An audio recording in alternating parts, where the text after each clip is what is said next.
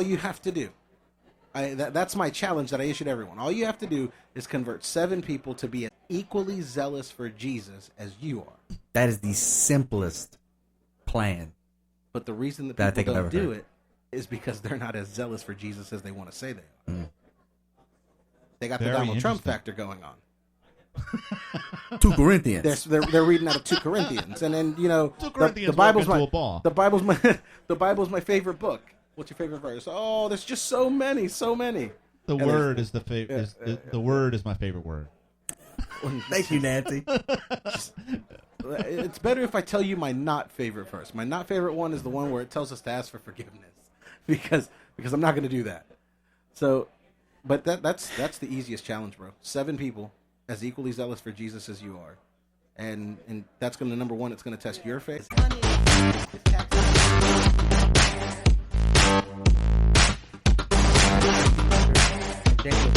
You are listening to the Battlefield Live radio program with Chris and Trey from Lanterns.buzz and Battlefield.buzz. Follow us on Twitter at LanternsBuzz and Facebook at LanternsBuzz. You will be pleasantly surprised. We are here to fix the machine. So check this one out. This is Carly Fiorina. Check this out. First, I was not for it. I mean, I thought, I'm a traditionalist. I'm older than most people in the audience, you know. I mean, I kind of like tradition, and, you know, it's always been a man and a woman. And, wait, I thought you said you were playing a Carly Fiorina clip. Well, it looks like Carly. Wait, hold on. That, I recognize that voice, and that voice sounds like the conservative transgender. It is very hard to run the show and be the show. Because you've got to pay attention. I missed the clip. I'm sorry. You have to pay attention. Right, you cannot be playing Caitlyn Jenner clips and thinking. It's the people of America. Freedom. If the spirit shall ever diminish so as to tolerate a law not obligatory on the legislature, the people will be prepared to tolerate anything but liberty. Today we Americans live under many laws that do not apply to elected officials and those who work for them. If we hope to preserve liberty, we must recultivate the freedom-loving spirit of our fathers. This Constitution Minute was brought to you by Hillsdale College. To join the national conversation on the Constitution, go to constitutionminute.com. So let's put a wall on our southern border. And not to keep out Mexicans. I'm more interested in keeping out jihadis. I'm more interested in keeping out ISIS, which, oh, by the way, the Religion of Peace this week is responsible worldwide for 50 jihad attacks, 11 Allah Akbars, 564 dead bodies, and 896 people critically injured. That's your weekly jihad report. Dude, Religion of Peace. You can actually pick up an Allah Akbar at the local 7-Eleven. And if you listen to Joe Biden, well, I won't go there. You cannot go to a 7-Eleven or a Dunkin' Donuts unless you have a slight Indian accent. I'm not joking. Go to radio.battlefield.buzz to get showtimes, the latest audio and video podcast, links to our affiliates and social media sites, and latest announcements from the Battlefield Live radio program. We are here to fix the machine. We're here to fix the machine.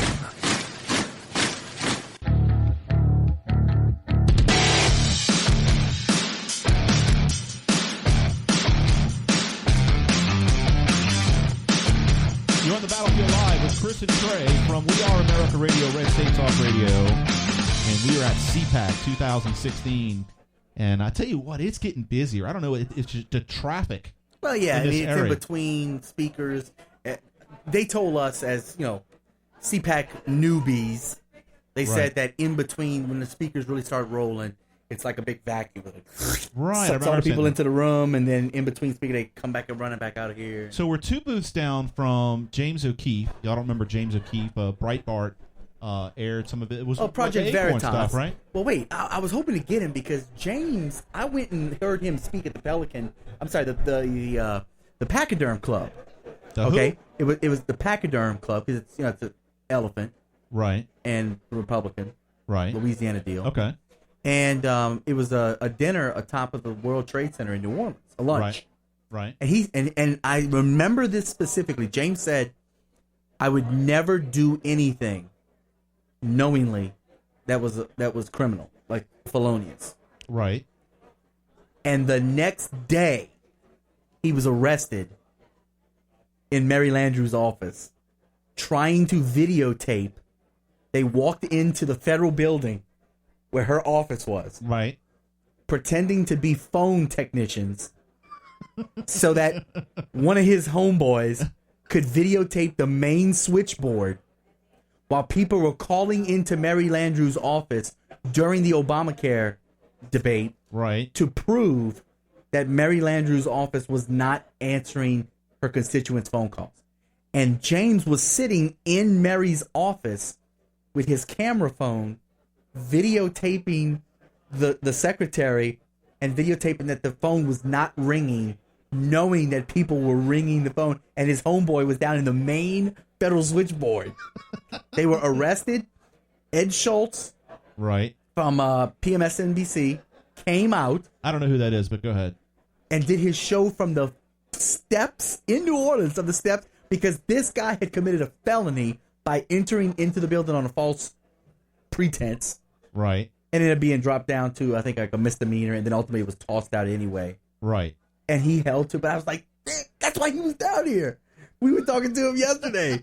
But I came across James originally during, he did some undercover work for Planned Parenthood. Right. Where he called up Planned Parenthoods all over the country. Right.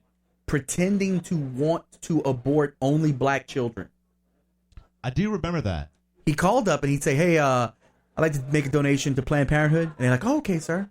And he'd say, but I want to only donate to black babies. Like, I only want to see black babies aborted. I do remember this vividly. And he's like, can I do that? And she's like, oh, yes, sir. Absolutely. So you think, oh, well, surely that's probably just one dumb Planned Parenthood, except that he had called random Planned Parenthoods all over the country. And the same thing was taking place everywhere. He was given $500,000, $800,000 donation. He even went as far as to say things like, you know, my kids, when they grow older, I just want less competition, and I don't want so many African Americans and minorities to. So if we can just abort a bunch of those, my kids have a better chance. So the modus operandi of liberalism, in liberals for the most part, is to try to point out every type of hypocrisy amongst conservatives, right? I mean, we talk about our friend Liberal Dan, right? Right, yeah. A spirit which nourishes like cockroaches. Yeah. Like somebody yelled raid. Yeah. Or for those back home, Bangle. Bangle? Y'all got Bangle in Houston? Bangle roach spray? No. Oh, man. You ain't seen... Look. You want to watch an insect melt before your eyes? I wasn't even ready to engage. No, we just got you sitting there. You sitting there, we're going to talk to you. So he said Bangle. He didn't know it. He's like, what the heck are you talking about? He's talking about about Bangle. Bangle roach spray. Dog, I sprayed a roach one time with Bangle, and the roach, like, all of a sudden left black skid marks in, like, the 3 or 4 inches that he tried to run away. It was just, like, disintegrating him right there. I mean, it's not like Raid where they, like, jump on their back and they kick their little feet up in the air. Dude, this stuff, like, nukes. You gotta get some Bangle. I have to see some Bangle, You dog. didn't eat no Bangle last night, did you? No. Because, well, we won't go there. Did I eat Bangle? No. Yeah.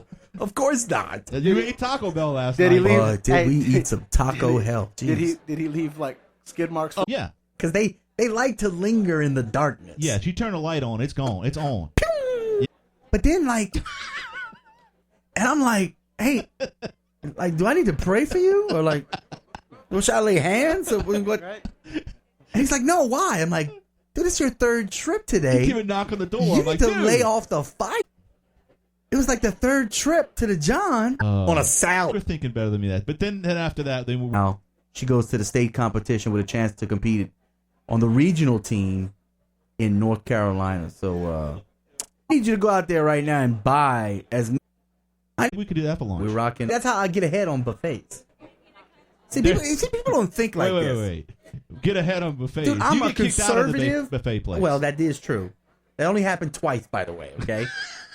One was at a pizza joint. We're balling on a budget now, remember? Hey. But see, back up, the manager came out and said, look, we're not making y'all another pizza. You've got to get out of here. You've got to leave. So that was the one time. But this is how you get ahead in buffets. If you, like in Louisiana, if you go to a strategy seafood, here, because there's so many people trying to get on the Wi-Fi here. Right. Politico's reporting that Bernie Sanders proposes $10 in tax increases hitting most taxpayers. Is that any surprise? Only 15 trillion? A 15 trillion. My income, and you're getting like an extra. Hey. And really, look, if you raise I'm against raising income tax because, listen, if I a nickel or something. I mean, do you want to hear him say? He is brilliant. Hey, they make those type of people in Chicago. Ditka. Yeah.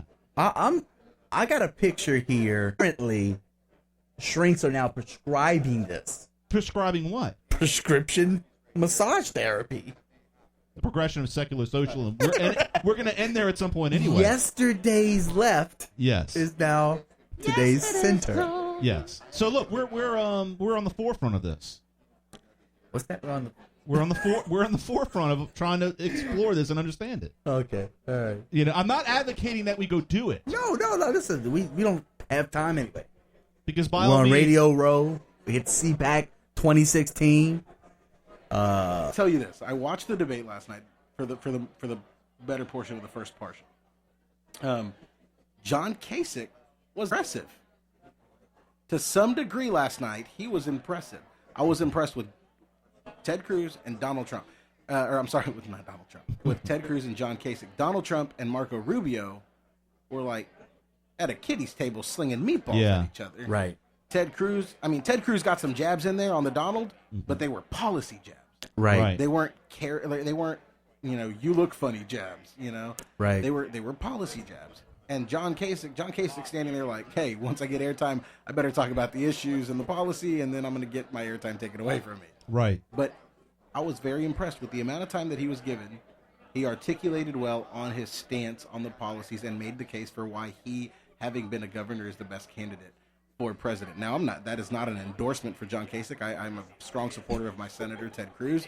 But John Kasich, I think he honestly believes that he is the best man still for the job. Right. And obviously you have to if you're still going in it this far. But what I appreciate about John Kasich is he has not wavered on his views for anything that he has said he's on, and he's making his case every chance that he gets. Right. He was honestly, if you want to talk about John Kasich, he was the adult on the stage last night for the most part. His angle, and I don't know. I can't champion the guy as an establishment guy because he'd be doing a lot better in the polls if he was.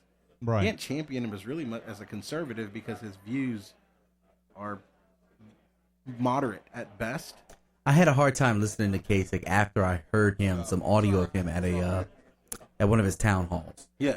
And it was right after kind of tax policy was the big issue. And everybody was talking about cutting taxes. Ben Carson was still pushing his 10%, flat tax or whatever. And he jokingly, he laughed about the idea about all these tax cuts. And he was like, why don't we just cut taxes down to zero? More like 75%, 72%. Let's give them another percent. They'll vote for us. We'll let you keep 73% of your income. It's almost like the equilibrium in economics.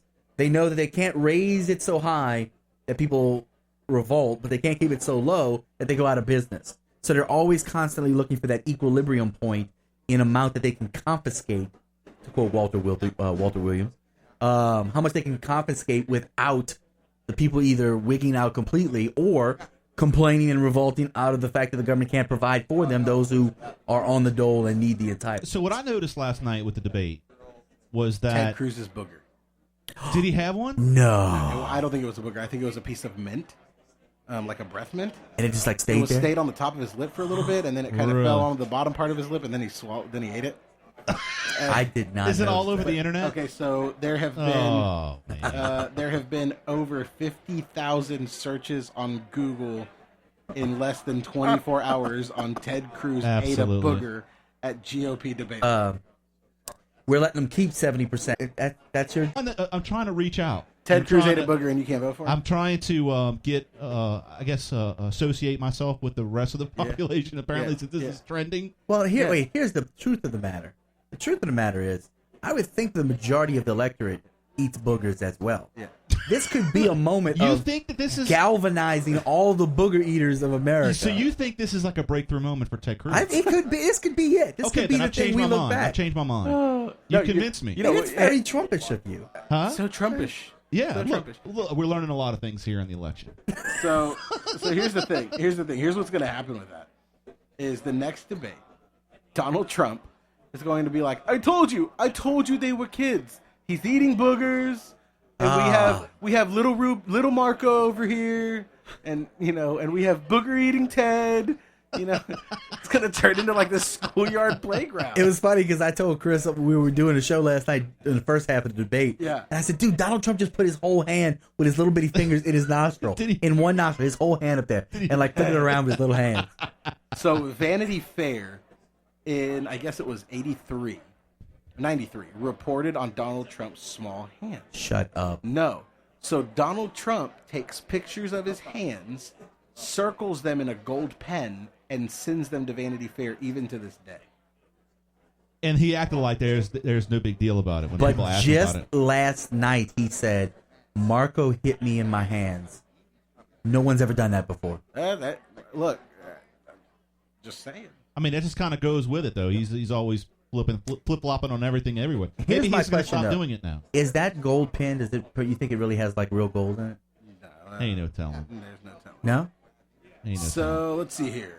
For Kasich and his team, the Midwest is where they'll make their last stand. That's their March Madness campaign. So I guess this is for his campaign. So basically, he's holding out. Oh, wait, no. So this is. I guess. Yeah, right. John Kasich is home. Well, close to home, just across the border from the state where he sits as governor, traveling around Michigan for campaign. That's your defining moment. I didn't realize this. Wow. That's purely coincidental, though. I mean, you think? Yeah. I mean, why wouldn't you? I mean, this is the conservative political action.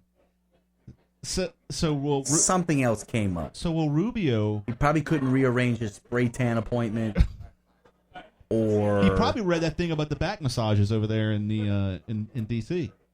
Doesn't want to elevate the anxiety of being here in DC when he doesn't need to be. Maybe he heard Levin's speech. I was gonna say that's probably like, wait a minute, I'm using Reagan's slogan. So it just goes to show you that I'm behind the 8 ball on everything. Yeah. So he's not coming. No, he canceled on CPAC last minute. Treats for like Unity Bill and stuff. Why handpick Nikki Haley and go over and approve her remarks, which were all anti-Trump? So you had the President of the United States calling out Donald Trump and the Republican rebuttal that called out Donald Trump. And oh, by the way, Nikki Haley would be a female minority vice presidential possibility. I can see. So building and all this. That was good, dude. That was good. Site. He's got a full staff of people that post there. And we just kind of like way down on the lower end of the internet gene pool. Yeah, we just we're over down here at the end of the internet. Dude, we're over here at the end of Radio Row. Like, but if you actually type in the end of the internet, you'll go to like this one place where it is really the end. And if you just page back one time, you'll find our site. You'll see Trey Roberts, and then way back you'll see Chris Billier. Yeah. You know what I'm saying? But for real though, we are like at the end of Radio Row. Like legit, no one would even know we were here if it wasn't for James O'Keefe being right next to us. You think? Well, I think the only reason that people have realized that we're here up to this point, prior to James O'Keefe, and that's Andrews. They gave us microphones. It's like, yeah, bring your microphones. You can broadcast. Think about if they had a vendor that was walking around, Trey, with like popcorn and candy bars. How many of those candy bars have you eaten already? Hey, some kid, Chris Rock leveraged Peanuts. Girl Scout cookies Peanuts, at the Colbert. Oscars, right? If some kid came here with like a box of World's Finest chocolate bars, what? Done. What? Where's your trip going? I'm personally funding you. Yeah. I'm your sponsor. Give me $100 of those. What that now that Trump has decided to no longer be conservative? Oh, look, listen. Let me just tell you. I'm about to... He didn't bail on conservatives. Something came up. Well, I mean, if you newly arrived to conservatism like Trump has, You can't freak out people like that and say that Trump bailed on conservatism. Well, I mean, he arrived here for a short period of time and then left. It was Well, rhetorical we don't in nature. know that. What? Well, Well, he you're said going to so. cause panic.